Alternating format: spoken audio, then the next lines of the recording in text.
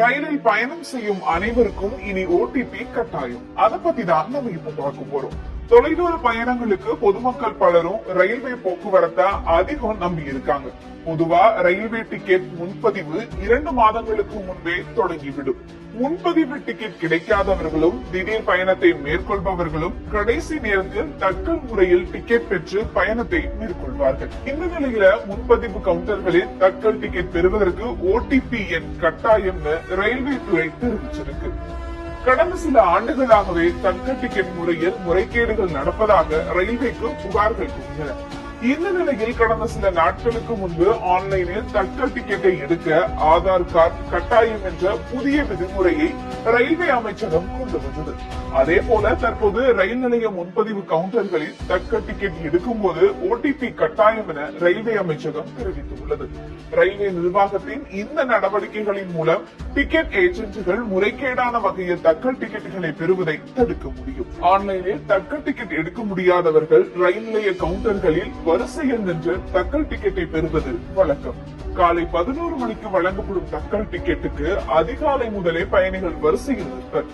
ஆனால் சிலர் கமிஷன் பெறுவதற்காக அதிகாலையில் டிக்கெட் பெற்று பயணிகளிடம் விற்று விடுகின்றனர்.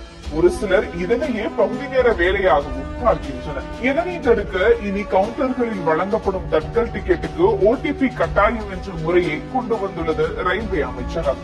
இதன்படி முன்பதிவு கவுண்டர்களில் தட்கல் டிக்கெட்டுகள் எடுக்கும் போது சம்பந்தப்பட்ட பயணியின் மொபைல் எண்ணிற்கு ஓடிபி வரும்.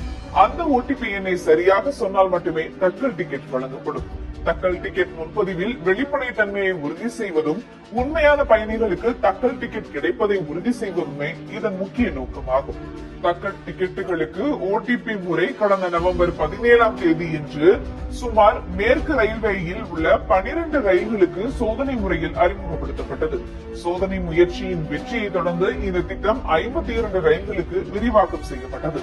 இந்த நிலையில் தட்கல் டிக்கெட்டுகளுக்கு ஓடிபி முறை இன்னும் சில தினங்களில் அனைத்து ரயில்களுக்கும் விரிவாக்கம் செய்ய ரயில்வே அமைச்சகம் முடிவெடுத்துள்ளது.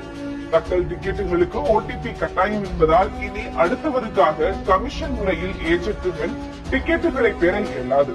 பயணிகளின் வசதிக்காக பல்வேறு திட்டங்களை செயல்படுத்தி வருகிறது ரயில்வே நிர்வாகம்.